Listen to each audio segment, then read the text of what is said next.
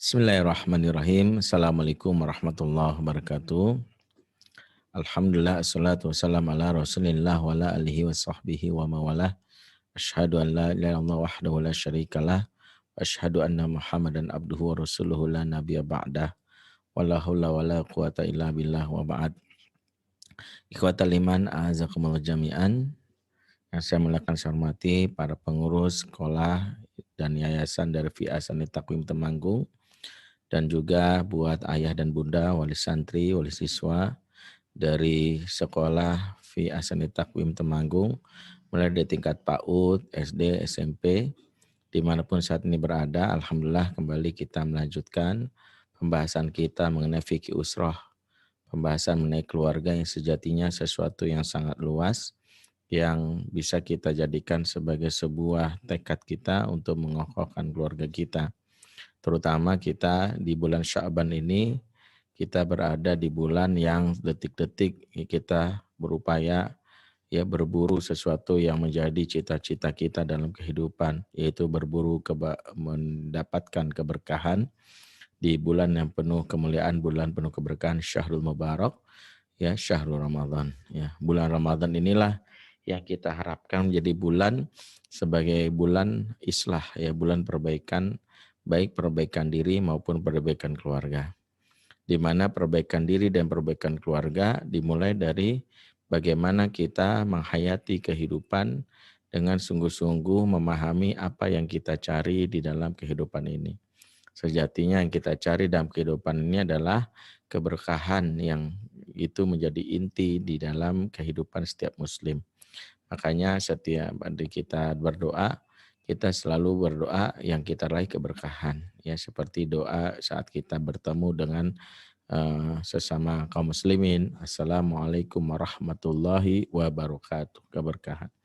Ketika orang baru mengadakan milad, barakallahu fi umrik, keberkahan atas umurmu. Bahkan dalam makanan yang kita makan, kita baca Allahumma barik lana fi rozaqtana wa qina adzabannar.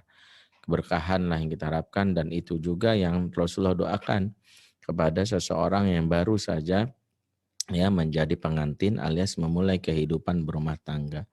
Yang Rasulullah doakan adalah doa yang menjadi dasar kita menjalani kehidupan berkeluarga atau berumah tangga, yang itulah menjaga keluarga kita agar menjadi keluarga yang penuh dengan sakinah, mawaddah, dan rahmah, di mana sakinah, mawaddah, dan rahmah itu adalah cita-cita kita.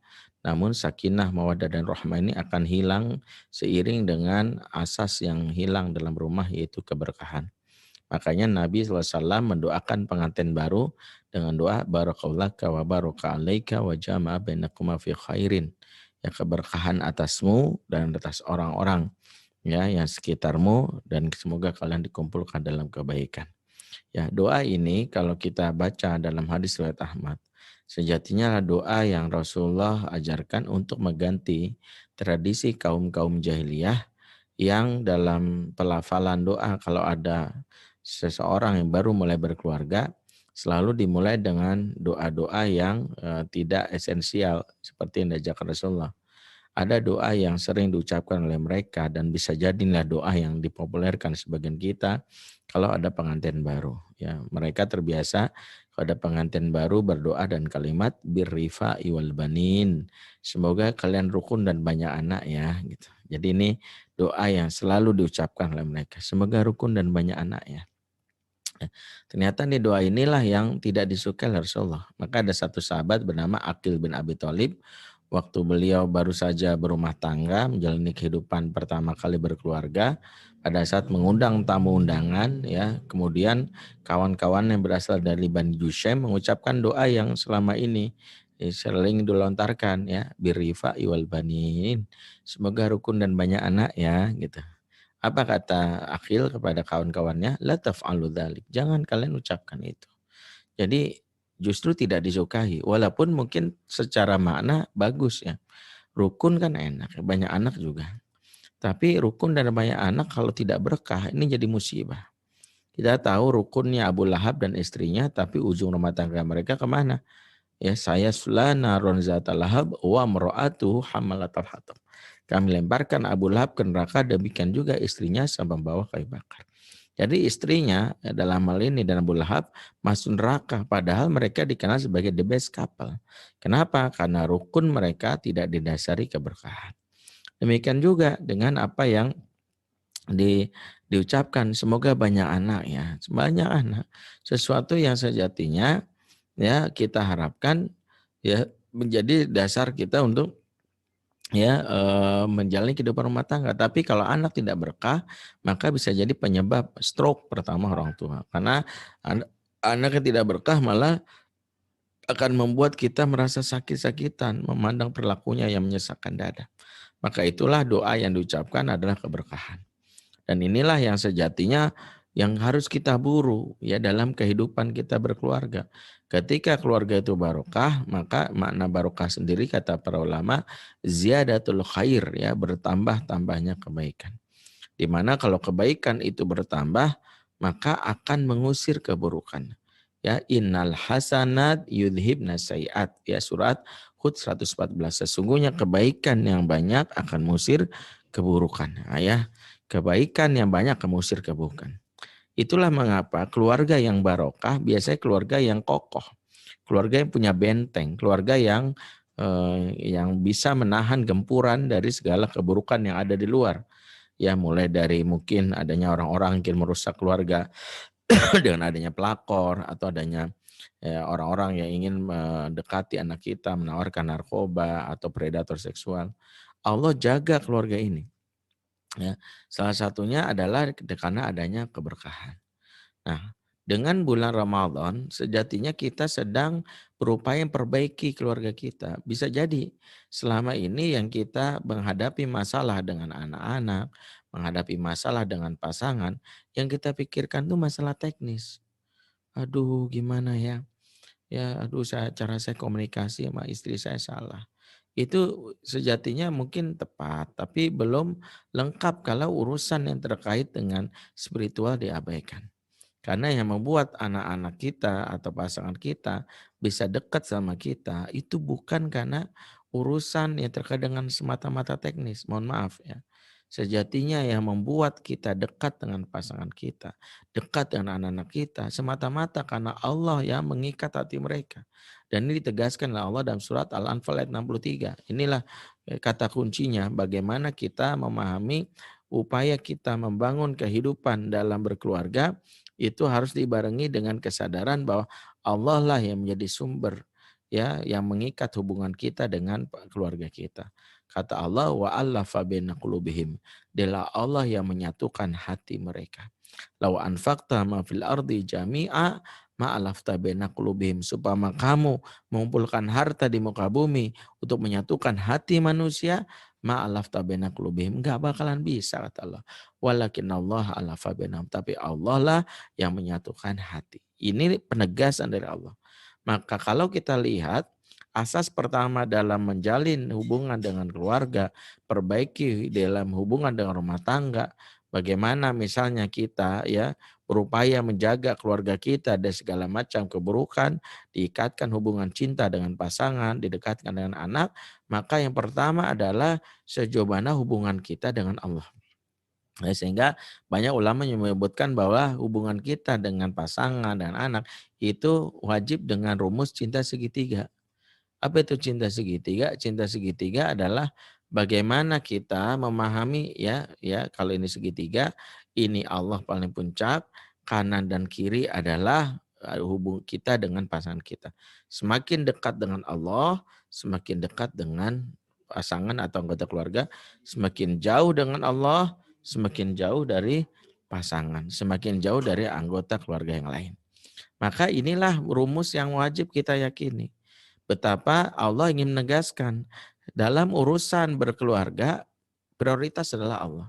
Makanya ketika kita membahas misalnya tentang generasi yang lemah di dalam surat eh, An-Nisa ayat 9 misalnya ketika Allah menjabarkan tentang fenomena generasi yang lemah ya kata Allah apa wal yakhsal ladzina law taraku min khalfihim dzurriatan di'afan khaufu alaihim falyattaqullah ya hendaklah takut kepada Allah orang-orang yang meninggalkan di belakang mereka anak-anak yang lemah. Ya, jadi ingat, khawatirlah kalian jika punya anak-anak yang lemah, yang kalian sendiri merasa cemas dengan keberadaan mereka. Ya, jadi jangan sampai kita punya anak-anak yang lemah. Maka kata Allah apa? Falyattaqullah, bertakwalah kepada Allah. Jadi ketakwaan itu yang dianjurkan pertama kali. Jadi ketakwaan itu setelah dijabarkan tentang masalah. Jadi sekali lagi jangan sampai kita mengandalkan sekedar faktor teknis bahkan jadi faktor yang utama.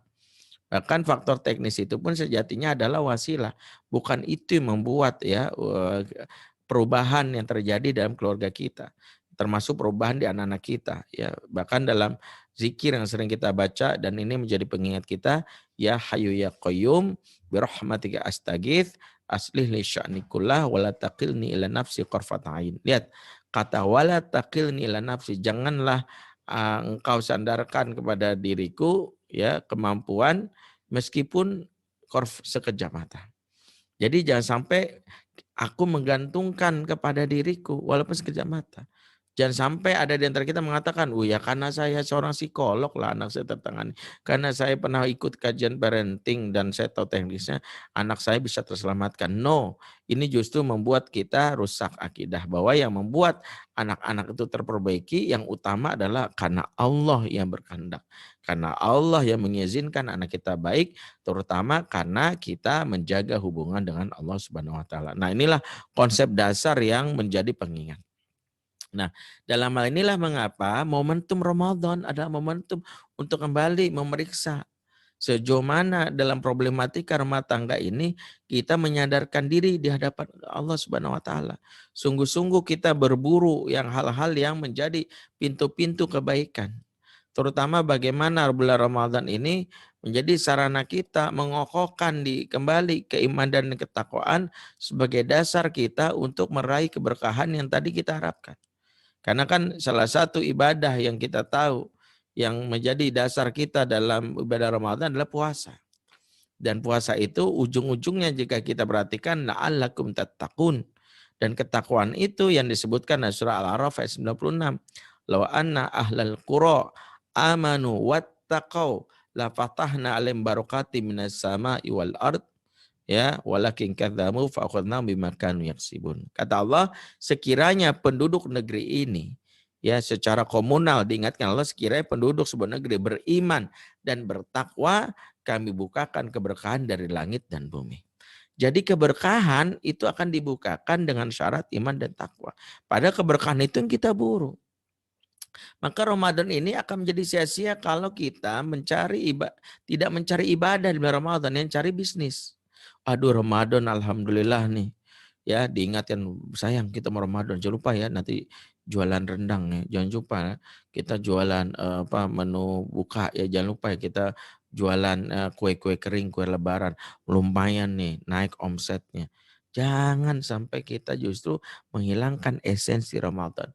Bisnisnya kita ambil tapi keberkahannya tidak kita raih. Rugi. Rugi banget. Kita meraih namanya ya keuntungan bisnis tapi keuntungan duniawi tapi tidak dapat keuntungan akhirat. Rugi banget.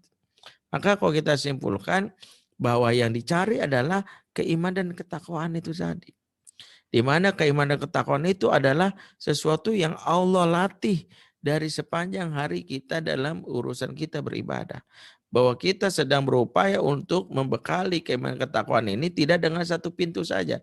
Ingat ya dalam surah Al-Maidah ya 35 kalau tidak salah, ya ayyuhalladzina amanu taqullaha wabtagu ilaihil wasilah. Hai orang-orang beriman, bertakwa kepada Allah dan carilah jalan menuju menuju sarana ketakwaan. Ya, jadi jangan sampai ya kita memahami ketakwaan itu satu jalan. Nah, makanya Ramadan itu dibukakan banyak jalan. Wabtagu ilaihil wasilah. Banyak pintu-pintu ketakwaan. Jadi orang yang cerdas karena sumber dasar kehidupan itu berkah itu adalah ketakwaan, cari. Dalam ketakwaan itulah kita dijanjikan oleh Allah sesuatu yang menjadi dasar kita keluar dari problematika itu. Ya, wa may yattaqillaha wa may yattaqillah yaj'al lahu makhraja wa yarzuqhu min haitsu la yahtasib. Ya, yang jelas wa may yattaqillah yaj'al lahu makhraja. Diberikan jalan keluar. Selama ini kita mungkin buntu pikiran kita, bagaimana ya saya menyelesaikan masa dengan pasangan, bagaimana ya saya bagaimana berkomunikasi dengan anak, pusing kita, bingung bagaimana jalan keluarnya. Ternyata Allah bukakan jalan keluarnya. Salah satunya bertakwalah engkau kepada Allah. Dengan ketakwaan itulah sejatinya kita sedang memulai. Nah, ketakwaan yang kita raih dalam prosesnya, kita untuk mencari yang namanya apa ya yang di selama bulan Ramadan itu dibukakan. Ya, di mana setiap pintu-pintu ujung dari ketakwaan itu pasti berkah. Makanya amal-amal ibadah yang kita lakukan pada Ramadan itu sesuatu yang menjadi kita upayakan itu keberkahan. Mulai mohon maaf ya dari waktu sahur ya. Ya, inna fis sahuri al barakah, sesungguhnya dalam sahur itu ada keberkahan. Maka ini juga menjadi pengingat bagi setiap anggota keluarga. Nah, kita sahur ya. Jangan bilang gini, ngapain sahur sih? Aku udah biasa puasa. Aku malas dibangunin. No, ingat. Urusan kita di bulan Ramadan bukan urusan kuat-kuatan untuk menunjukkan kita ini bisa puasa. No. Kita mengikuti aturan sekedar untuk menambah keberkahan. Ingat, nah, kita lagi cari berkah nih. Ingatlah Syahrul Mubarak. Keberkahan itu yang sekarang kita kejar. Keberkahan itulah akan mengusir tadi keburukan terjadi. Makanya diperintahkan sahur. Jangan sampai ada yang berpikir nggak mau sahur karena ngerasa kuat puasa seharian, tidak. Atau ada yang berpikir ya misalnya mengatakan bahwa buat apa ya misalnya berburu ke sahur gitu ya. Kalau misalnya kita sendiri bisa ya mendingan tidur menyiapkan tenaga, tidak. Bangunnya kita adalah dalam rangka untuk mencari keberkahan meskipun kata Rasul hanya sekedar minum seteguk air putih. Ini adalah cara kita sekeluarga mencari keberkahan. Ingat lagi-lagi keberkahan adalah pintu yang membawa keluarga kita kepada kebaikan. Yang kedua apa? Makan bersama yang memang dijadikan sebagai pintu-pintu keberkahan yang lainnya. Ingat, makan bersama bukanlah sekadar kita anggap sebagai ritual biasa. Ternyata Rasulullah menjadikan makan bersama itu sebagai cara untuk mendatangkan pintu-pintu keberkahan. Dalam hadis riwayat Abu Daud di mana Rasulullah bersabda untuk menegur para sahabat yang terbiasa makan sendiri. Di mana Rasulullah mengingatkan, ya, fajtami'u ala tu'amikum, makanlah kalian bareng-bareng, makanlah kalian sama-sama.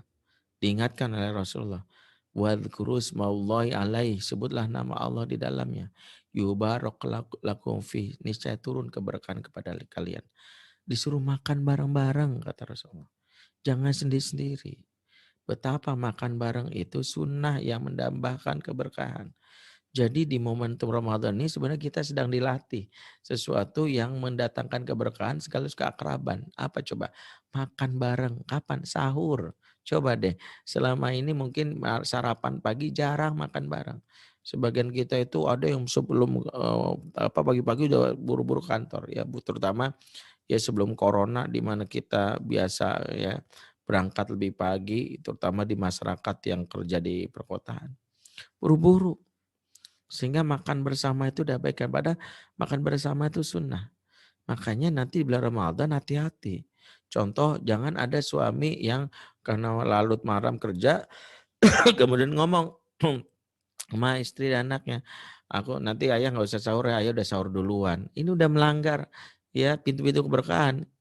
Ya berburu lebih cepat ya sahur supaya nggak dibangun, ini membuat keberkahan lewat yang namanya kebersamaan hilang. Walaupun dia bilang, kan yang penting sahur, bukan penting sahur, barang-barangnya juga dibiasain.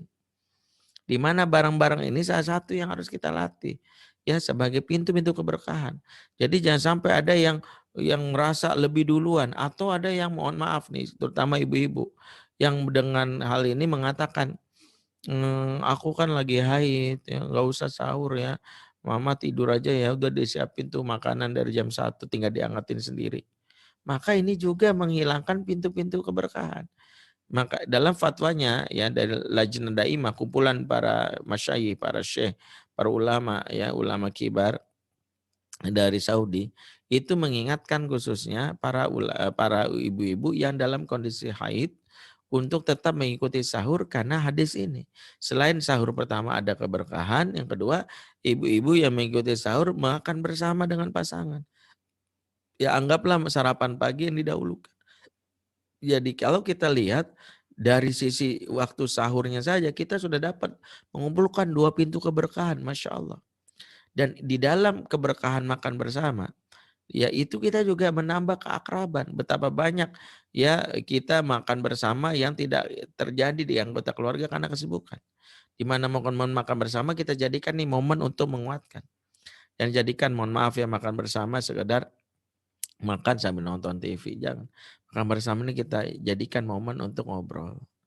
Momen untuk kita ya mengakrabkan diri.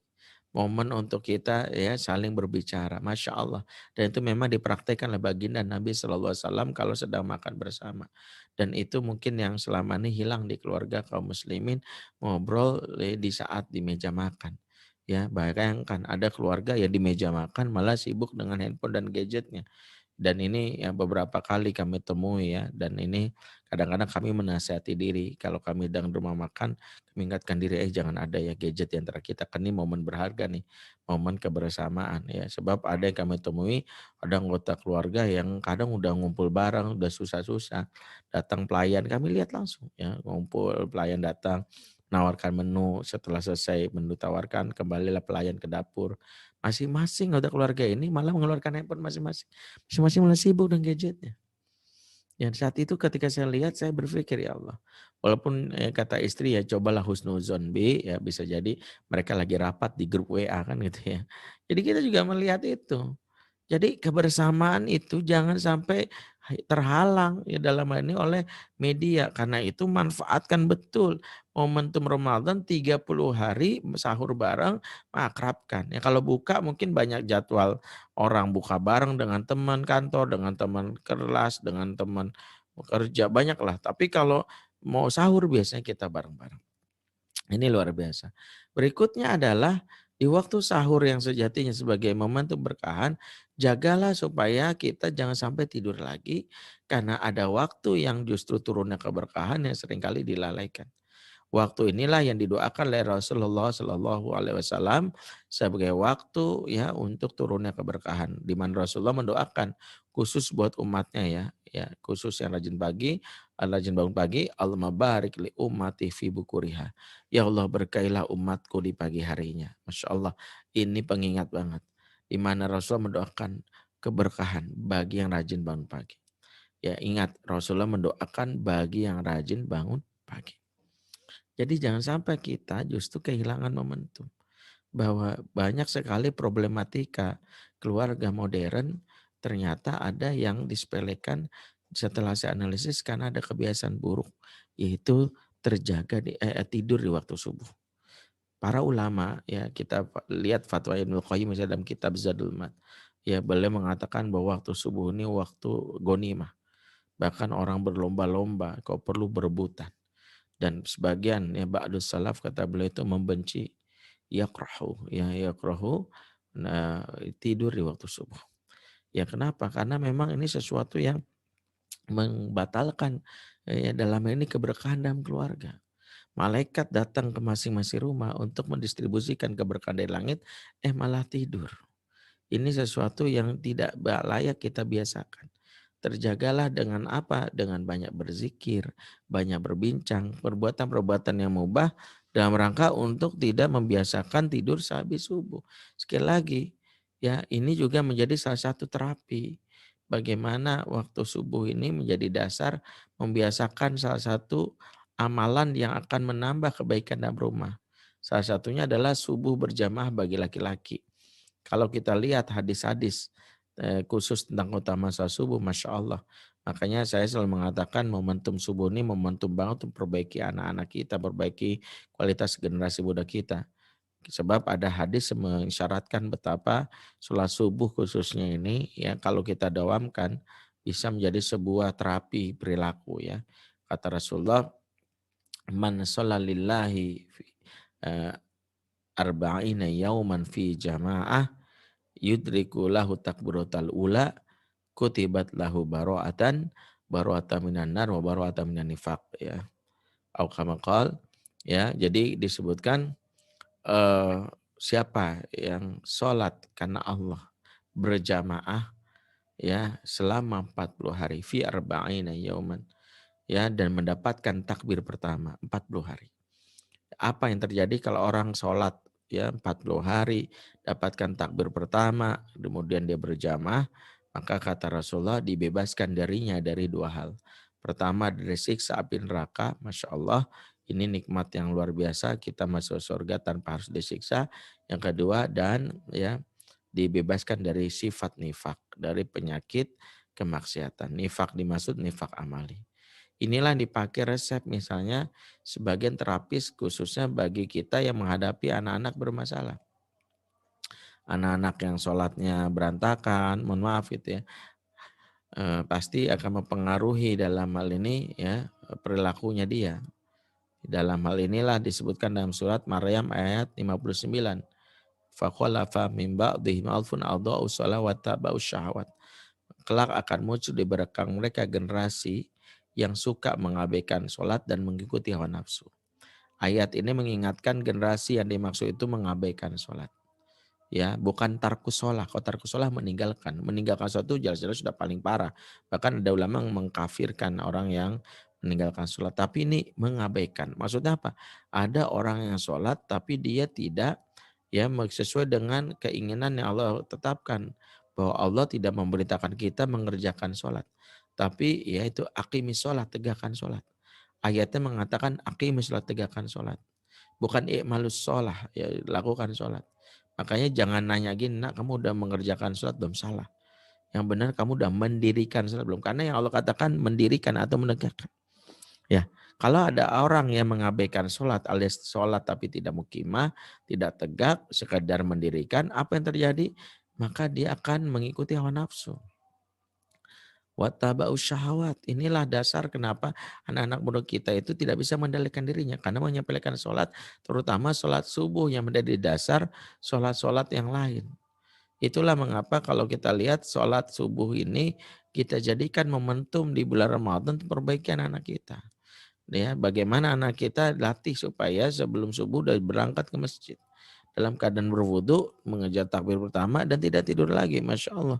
Ini juga menjadi salah satu bekal. Kalau kita ingin meningkatkan kualitas ya dalam hal ini ya kehidupan dalam keluarga kita. Walaupun hadisnya mengatakan 40 hari, 30 hari itu aja udah membiasakan, tinggal 10 hari setelah Ramadan kita biasakan lagi. Maka jangan sekali lagi menyepelekan untuk ya meningkatkan kualitas ibadah bukan sekedar puasanya di bulan Ramadan, tapi juga pintu-pintu keberkahan seperti tadi bagaimana subuh ditegakkan ya dengan kualitas ibadah yang luar biasa dan di waktu setelah subuh jangan tidur lagi sebagaimana tadi sabda yang menunjukkan doa Pak Rasulullah kepada para sahabat untuk ya dalam hal ini menegakkan mendirikan mengaktifkan waktu subuh. Dan dengan cara apa? Sepulang sholat subuh, maka isilah dengan pintu-pintu keberkahan lain. Mulai dari zikir, ya maksurat, dengan bacaan Quran. Bahkan bulan Ramadan ini tidaklah sah, kata para ulama, kalau tidak dibarengi dengan interaksi kita pada Al-Quran, khususnya membaca Al-Quran. Jadi kejar terus nih bulan Ramadan ini. Karena kan bulan Ramadan, syahr Ramadan, unzila fil Quran, hudal linasi wa bayyinati minal huda wal furqan. Bulan Ramadan adalah bulan turunkan Al-Quran. Jadi ketika bulan Ramadan ya tidak dibarengi Al-Quran maka tidak ada Ramadan kata Abdullah bin Mas'ud. Maka manfaatkanlah kita untuk bulan Ramadan itu menghatamkan Quran ya minimal sekali sebagai suatu hal yang sebenarnya kalau para sahabat menghatamkan sekali itu prestasi ya bahkan bukan dianggap prestasi itu bahkan sebuah hal yang aib karena mereka biasa menghatamkan ya apalagi di bulan Ramadan ya 3 hari sekali. Berarti kalau 3 hari sekali dalam sebulan 10 kali. Jadi kejar tuh. Nah salah satunya adalah momen waktu subuh. Jangan sampai sekali lagi menganggap bahwa semalam kan habis saja bangun, tidur jangan. Tidurnya kita waktu subuh adalah hal yang buruk. Terutama bagi wanita. Berapa kali ya juga saya selalu bercanda mengingatkan wanita yang rajin bangun pagi ibarat bidadari. Tapi kalau tidur lagi bidadari gagal audisi kan gitu ya. Jadi ternyata Allah sudah menyebutkan Ya, salah satunya adalah dengan waktu pagi ditambah tadi dengan perbaikan kualitas sholat. Karena sholat juga sebagai sekali lagi sebagaimana kita tadi bahas di awal sebagai kita berburu keberkahan, maka sholat juga kita jadikan sebagai pintu-pintu keberkahan. Ya di mana kita baca ya salah satu rahasianya kenapa Nabi Isa alaihissalam ya mengklaim dirinya sebagai manusia yang berkahi dalam surat Maryam ayat 30 ya. Beliau berucap ya wa ja'alani mubarakan aina ma kuntu dan aku dijadikan berkah hidupku dimanapun aku berada. Jadi salah satu contoh Al-Quran manusia makhluk Allah yang diberkahi adalah Nabi Isa alaihissalam. Apa rahasianya supaya hidup berkah?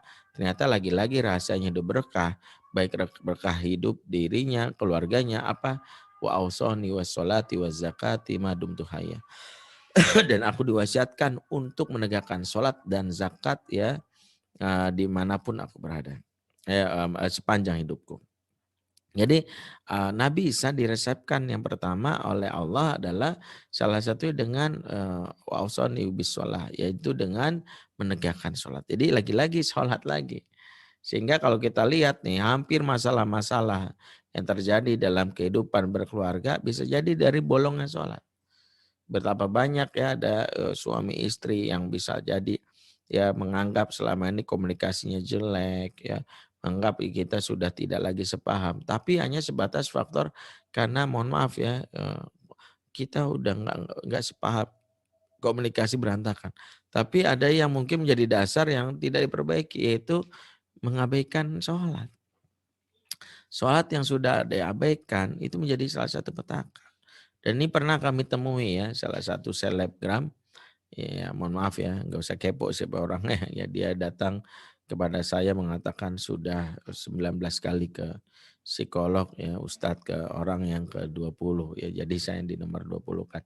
Ya dia bilang bahwa saya sudah kalau di layar kaca dan sosial media kelihatan akrab dengan istri dianggap the best couple lah, tapi sebenarnya sudah sebulan ini kita bertengkar. Bahkan dua minggu ini bisa ranjang ya masing-masing dengan egonya.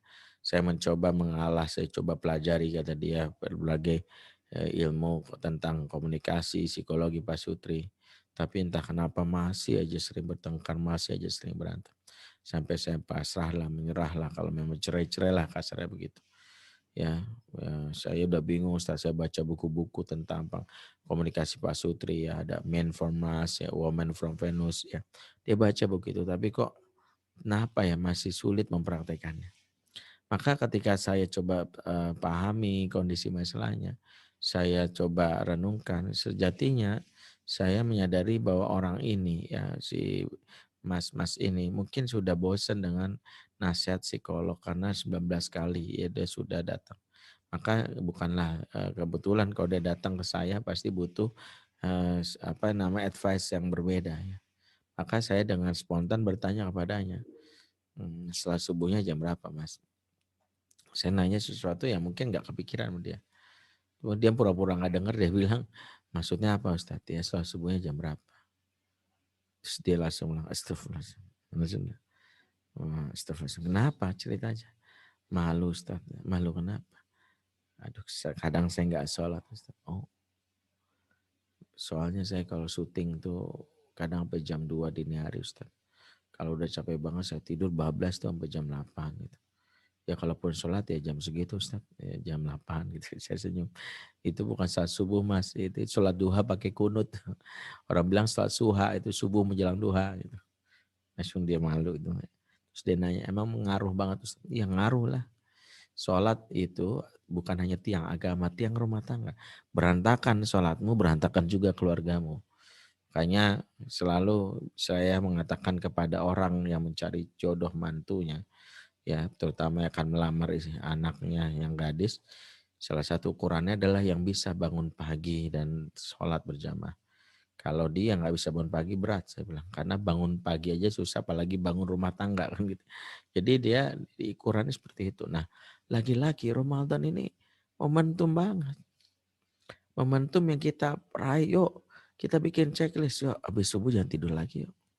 Ngobrol kayak baca Quran kayak baca zikir maksurat. Jadi jadikan ini kebiasaan.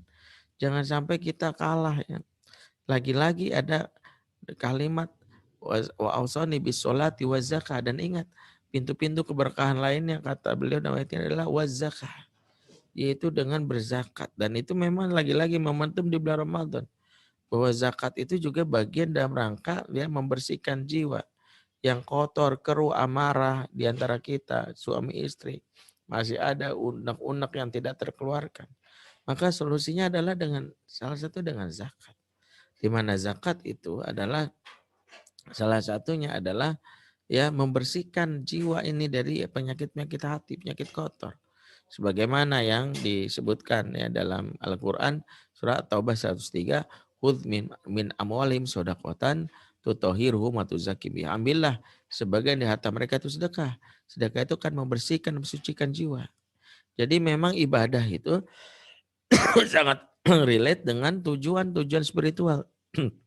Kalau kita lihat sholat itu tujuannya apa? Ya misalnya berhubungan dengan bagaimana kita menahan diri, memiliki sifat sabar. Ya seperti misalnya sebagian ibu-ibu yang berapa kali protes, Ustadz saya bingung, Ustadz saya tuh udah paham tentang ilmu parenting, tapi kadang-kadang kalau anak udah berulah, tanduk saya keluar, marah banget itu. Gimana caranya biar sabar ya?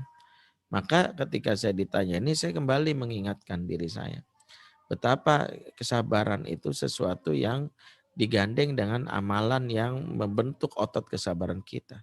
Anggaplah amalan ini sebagai sarana kita mendapatkan suplemen sekaligus ya apa namanya fitness center atas otot kesabaran kita. Di mana Al-Qur'an menyebutkan ya dalam surat Al-Baqarah 153, ya alladzina amanu sta'inu bisawallah, ya allazina amanu sta'inu bis-sabri was-shalah innallaha ma'as-sabirin. Orang beriman, minta tolonglah kepada Allah dengan sabar dan salat, sungguh Allah bersama orang yang sabar. Dalam ayat ini kenapa salat dan sabar digandeng? Karena ayat ini memberitahu ukuran kesabaran kita tergantung ukuran salat kita. Mohon maaf siapa yang salatnya saking buru-burunya kadang-kadang tidak tumaninah ya karena ingin segera selesai. Allahu Akbar. Allahu Akbar. Allahu Akbar. Maka orang ini pasti nggak sabaran. Karena dengan Allah kita saja nggak sabar. Karena dengan Allah kan kita berharap mencharge ya, mendapatkan energi positif. Bagaimana dia bisa sabar dengan selain Allah? Pastinya juga dia berantakan. Nah, disinilah bagaimana Islam memberikan solusi bahwa ada hubungannya sholat itu dengan ya upaya kita dalam mendidik keluarga kita. Bahwa ibu-ibu yang gampang marah biasanya sholatnya juga berantakan. Entah sholatnya di akhir waktu atau sholatnya buru-buru. Resep kesabaran itu ada di sholat yang kita jaga. Baik jaga waktunya supaya disiplin, baik jaga supaya kualitasnya supaya khusyuk, ya kalau perlu bagi yang berjamaah menjaga diri supaya memberi dampak dalam diri kita. Jadi ingat Ramadan momentum untuk memperbaiki ini. Sholat subuh jangan ditunda-tunda, jangan nanti ya menjelang duha, jangan. Sebagi sejak awal kita lakukan dan kalau bisa kita isi hari-hari kita dengan zikir. Itu dari ibadah sholat ya. Ditambah lagi yang kedua adalah zakat. Zakat itu sendiri efeknya adalah membersihkan hati. Jadi kita kenapa bulan Ramadan ya, kita lah momentum kita untuk berhitung tentang harta kita. Mana kita mau sedekahkan di jalan Allah, mana yang sejatinya mau kita konsumsi. Itu juga ada hitung-hitungannya. Dan sedekah itu sejatinya melatih diri itu kita bersih dari penyakit-penyakit hati, amarah, dendam, ya sakit hati kepada orang yang pernah menyakiti kita atau orang tua kita yang dulu pernah abai sama kita sehingga kita tumbuh menjadi seorang suami istri bahkan ayah dan ibu yang merasakan tidak dapat ya kebaikan waktu kecil dari orang tua, maka kita bisa maafkan. Maka kembali lagi ya manfaatkanlah momentum ini dari sekarang para orang tua membuat persiapan kepada anak istrinya ya buat para suami ayah gitu ya. Kalau perlu kita membuat yang namanya target-target apa agenda yang bisa kita raih sepanjang Ramadan ini supaya kita bisa menentukan apa yang bisa kita lakukan sepanjang bulan Ramadan. Nah inilah salah satunya ambil momentum ini jangan sampai hilang, jangan sampai lepas. Sungguh rugi orang-orang yang dibukakan dalam hal ini kesempatan untuk memperbaiki diri, ya kesempatan untuk misalnya memperbaiki keluarga, tapi di bulan Ramadan justru disia-siakan. Jika Ramadan tak memperbaiki diri kita, jika Ramadan tak mampu jadikan upaya perbaiki kualitas keluarga kita, terutama di masa pandemi berbulan Ramadan kita sedang berusaha untuk membangun kembali keakraban yang selama ini mungkin perlahan hilang. Banyak rumah tangga yang mengalami serumah tapi tak sejiwa. Ya, bagaimana mereka tidak terkoneksi di antara mereka. Nah, momentum Ramadan ini kita kembali, ya kembali diingatkan, memulihkan kembali rasa nyaman, rasa cinta, kasih dan sayang di antara sesama anggota keluarga. Maka ambil kesempatan ini. Maka ketika kita nanti melewati bulan Ramadan dengan maksimal, totalitas kita ditunjukkan dengan ibadah yang sempurna, latihan anak-anak kita ingatkan tentang hal-hal yang kita targetkan. Ingat, Ramadan kata kuncinya adalah kita berburu keberkahan. Setiap peluang amal ambil karena di dalamnya bisa jadi ada pintu surga yang kita tidak ketahui. Nah, itulah makanya mari kita jadikan bulan Ramadan kita berlomba-lomba untuk meraih pahala dan nanti di hari ya, akhir dari kemenangan kita akan mendapatkan ya buahnya yaitu predikat ketakwaan. Itu mungkin yang bisa kami sampaikan kepada ayah dan bunda ya dalam hal ini peserta webinar, peserta boleh dibilang seminar dari Yayasan Fi Asani Takwim Temanggung di gerakan OTM ya orang tua mengaji. Jadi orang tua mengaji ini gerakan untuk para orang tua kembali belajar, bukan hanya anak yang belajar. Anaknya belajar, kalau orang tua tidak belajar maka akan berujung kepada ya orang tua yang akan melakukan banyak kesalahan kepada anak-anaknya saat di rumah. Jadi kalau anaknya dididik sama gurunya, ayahnya juga harusnya, ibunya juga harus dididik. Nah, momentum Ramadan ini momentum kita untuk belajar bersama. Mungkin itu saja bisa kami sampaikan.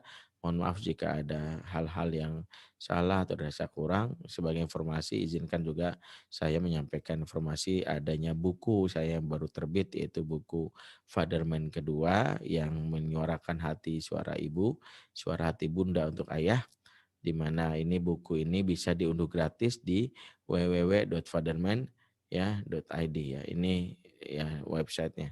Jadi bisa merujuk di sini ya www.fatherman.id dan itu buku kami yang kedua dari buku yang sebelumnya Fatherman pertama. Jika Fatherman pertama membahas tentang bagaimana kiat ayah menjadi ayah yang dirindukan. Fatherman kedua membahas tentang sosok ayah sebagai sosok yang diharapkan dari seorang ibu agar seorang ibu ya tidak merasa sendirian dalam pengasuhan. Jadi Fatherman pertama bentuknya cetak ya sudah 15.000 dan siap untuk dicetak di edisi yang keempat bagi yang ingin pre-order persilakan dan Fatherman kedua versinya ebook dalam bentuk ebook gratis dan bisa dinamai. Jadi ayah dan bunda boleh dalam hal ini segera klik dan nanti mengisi biodata nanti bukunya eksklusif ada nama pemiliknya dan tanda tangan digital dari kami. Itu saja sebagai informasi. Mohon maaf jika ada yang salah. Kita tutup dengan doa kafatul majelis. Subhanakallahumma bihamdik. Asyhadu an la ilaha illa anta astaghfiruka wa atubu ilaik. Wassalamualaikum warahmatullahi wabarakatuh.